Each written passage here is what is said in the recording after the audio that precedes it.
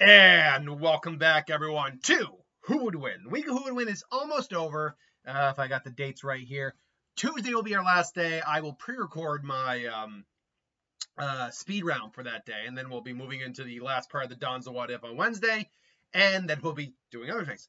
But today we have from the Gaming Master, who won a fight? Max Steel, the 2013 edition of the character, versus Blue Beetle, or Jaime Reyes. Both are basically, mirror images of the same of the same concept with some differences. Jaime found this sentient tech, which is technically a creature too. The Scarab is like a mechanical being with an AI to it that attaches to their Jaime, and they become basically a symbiotic being, the superhero Blue Beetle. Now Max is actually a little different. He's actually half human, and his alien half has something called turbo energy in him, and he has access to it, but if he doesn't know how to control it properly, he'll explode. This is where he found Steel, a sentient computer thing. I never really watched Max Steel, so I couldn't tell you exactly what this thing was. Actually, I could. I looked it up, and I just didn't commit what it was to memory, so my bad on that. But it's also alien tech. It attached to him, helps him siphon his turbo energy, and gives him like all these super armors, physical stats, enhancements to fight bad guys. Essentially, they're kind of the same type of hero, just different. Looking at their feats, this fight really comes down to AP, attack potential, durability, and versatility. Max is more powerful than an average human by a long shot. What his tech ultimately does is grant him armors, and armors that do different things. Now, Max has apparently done some very impressive feats at his max potential, like calculating the distance between 5 galaxies, blowing up a planet, blowing up a ship, surviving an explosion, lifting 72 tons. I'm sure his armors also have a couple other abilities to them. Let's see, Max Steel. I have Blue Beetle's feats up here right now, but in terms of some of Max Steel's actual feats, let's see here. Let's find a couple feats for Max Steel, so I'm not just okay. So, do we have anything? No, that's just people giving me. So a couple of the ones I do have here listed are he and his father destroyed the Makinko ship, which apparently is roughly the size of a planet, the planet Earth. So he's got at least if he's giving his fair share in that attack, then could theoretically blow up, if not the Earth, then a half-size world like a moon or something, no problem. Small planet potency. Dread reacts to Eliminator's lightning attack. He's able to lift a 72,000-ton ship in rocket mode. He's capable of instantly calculating distance between 5 galaxies with steel, and he can survive the explosion that that was caused by the ship. So he's kind of a small planetary level individual in that sense. But although turbo energy apparently is something that is like galactic in potential and power, I can't really. The problem with finding Max Steel feats is without having watched the series, which I said before, I can't watch every single series. I just don't have the time. Now maybe I'll try starting to do that for some of the characters I don't know a lot about. At least to watch a couple episodes to gauge them and then look for more feats later on. Let's see. He's also skilled in hand-to-hand combat. He's got attack. He's got large building to small planetary levels of power near the end of the series. He's got varying powers of durability, but durability should be calculable to that. Speed is hypersonic. We know he can dodge bullet fire in basic mode, interact in missiles and drones capable of moving from the atmosphere to the ground quickly.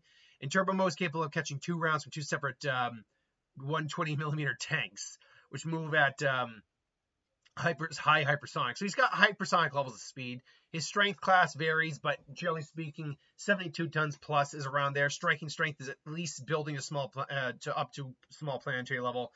Durability is around the same. He's very intelligent, and that's without steel. With steel, he's got hyper genius level intellect. It's got possibly limitless stamina thanks to the turbo energy inside of him. He's skilled in hand-to-hand combat, as I said. He has actually no notable weaknesses by the end of the series. This is because he kind of rid himself of any of the weaknesses he originally had. Now, the Blue Beetle is interesting because essentially it's anything Jaime can think of the suit can do. The basics, shield, swords, rockets. But he has gone from doing that to literally hacking into the Reach's mothership, because the Scarab is a sentient computer, producing kryptonite radiation to hurt Supergirl, which means this is a guy who theoretically, if he's in the right predicament, could take down Superman. If he's just can create kryptonite radiation, he could theoretically create a kryptonite bullet, boom, put it in Superman, and then just kill him. He actually, think about that. Blue Beetle is capable of killing Superman. He can levitate things. Like, that's not just him levitating. He can just basically has a type of techno-telekinesis, more or less, that's impressive, to say the least. So, let's see. He can produce clothes out of nowhere. It doesn't mean anything. He can transport a giant spaceship. Hacks a bank, random, but whatever. That's not what it says. He can produce tachyons, which prevent time travel, then beat up Black Beetle. Okay, so he can literally prevent time travel. That's by producing tachyons. He also can literally produce a shield that prevents the Flash from hurting him, because the Flash can't vibrate through the shield without hurting himself. So that's kind of insane. The Scarab can temporarily kill Jaime if he's in trouble. The Scarab can detect the Phantom Stranger, which is no small feat. The Scarab finds targets through security cameras and can run plates. He can see long distances. Messes with target systems of a robot army. Oh, and by the way, he can make nukes, too. He can, straight up make nukes. Absorbs the energy of the World Ripper, a plant-destroying weapon. Feeds on Livewire's energy. The Scarab can act on its own if Jamie... I keep saying Jamie. It's spelled Jamie, but it's pronounced Jaime. Is incapacitated. He can literally... He tanks nuclear bombs. He is capable, like I said, of producing nukes. Has matched and repelled Starro Ant by 5 Sinestro Corps rings. So a 5 times Starro Yellow Lantern cracks Guy Gardner's shield. He also went toe-to-toe with a bloodlust Guy Gardner, his first go-around with the Scarab. Killed a magic monster. KO's a big group of prisoners. Okay, that doesn't mean anything. Temporarily KO'd Red Lantern Bleeze using a cryo blaster. Potentially lethal neuroscramblers. He has weapons available that could literally go into multiple lethal modes, but Jamie chooses to be restrained instead of fully bloodlusted. He's capable of affecting intangible enemies. Yeah, and speed-wise, he's also got bullet time. Theoretically, he can be in multiple places at once, but that was using time dilation. The Scarab can travel faster than light and catches a dude from falling. I mean, he can move in the way of energy blast after they move. So he's actually he's not reacting to the energy blast before it happens. He actually has to get in the way of the blast when it's already traveled, which means there's less time to get there. So that's very impressive. And he's completely bulletproof. Like I said, went up against a bloodlusted Guy Gardner. Strength-wise, he's strong, but he's actually not that strong. He can catch a flying truck with one arm. He holds up gigantic fists. He carries cars with no problem. And he can create another ground and go toe-to-toe. He's definitely in the multi-ton range. But as I said, this comes down to AP, durability, and versatility. Now, if we're going with AP, attack potency, or attack potential, however you want to go it, and we're going by just straight physical stats, Max actually has the edge in physical stats by all accounts. Physically speaking, Jaime has never demonstrated planetary level feats of destruction with just his physical strength, but Max has. Durability-wise, Max is also on a planetary level of power. Now, Blue Beetle has also survived falling from orbit, so that without any notable damage. So, durability, I'm going to probably say these guys are probably a wash, but Max might have a durability edge. Both Steel and the Scarab are high-tech machines that could theoretically try to hack the other. I'd say, though, they are probably comparable to each other on that regard. I don't think one's really going to be able to hack the other, and they're probably going to realize that and say, this is pointless, we got to keep fighting. Where the problem for Max comes from is in every other category. Speed-wise, both these guys are hypersonic. If not Jaime is faster being able to go light speed if he needs to. He's also capable of occupying 2 spaces at once, again, using some time dilation, but still, he can also prevent time travel with tachyons. He can make a force field that the Flash can't get through by phasing.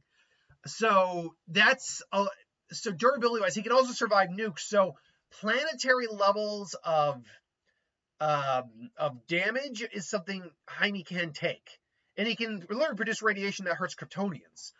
He's also taken shots from Lobo, who can go toe-to-toe with Superman and other Kryptonians. So we know he can take hits from Planet Busters.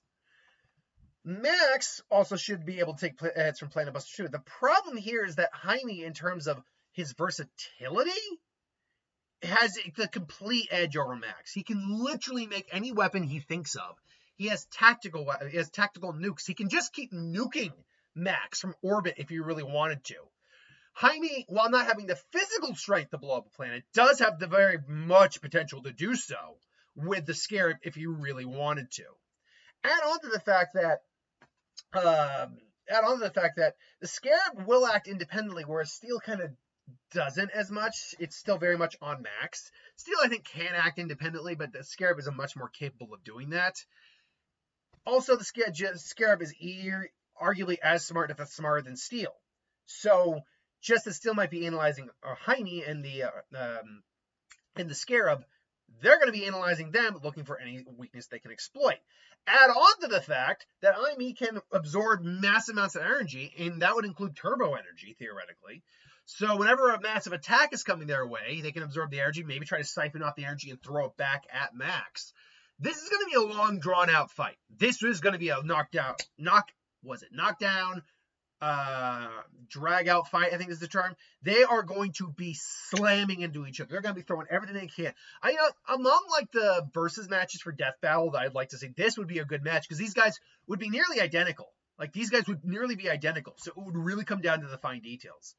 But when you look at all that Jaime is capable of, the fact that even though his physical stats might not quite max out to Max's, he's still in the ballpark, at least when it comes to... He's definitely as fast, if not faster than Max. Durability-wise, he's comparable. Strength-wise, he might not be anywhere near the same level, or he might be in a lower tier level. He still can hang. So in the physical department, they're going to be trading blows for a bit. Max and him are going to be impressed, but Max is going to start to get the edge physically. The problem comes when Jaime throws out everything else. That's the biggest problem I found with Max, is that I couldn't find any more nuanced abilities other than armor, smashy. That's literally all I could find for him. Now, anyone who knows this series better than I do, and I'm sure he must have like an energy blast or something like that, something that's an energy-based attack, I'm sure. But I couldn't find anything for that. So let me know what else he might be capable of. He's capable of shorting out electronics too, but the Scarab is not going to fall to that. That's not going to work. The Scarab can take a lot more. If he can absorb energy from Livewire, he can take a little shot from the energy blast of Max Steel. So, sum it all up, I do think Jaime would take the win here. I think the Beetle is more versatile, more dangerous, more powerful than Steel and the Turbo Energy ultimately. I think it would be a good fight to watch, though. I would definitely like to see Death Battle tackle this one, if they're able to stick around after Rooster Teeth is closing, but we'll find out. Until then, though, thanks for watching. Hope you enjoyed. Like, comment, share, subscribe, and I'll see you guys for the next one.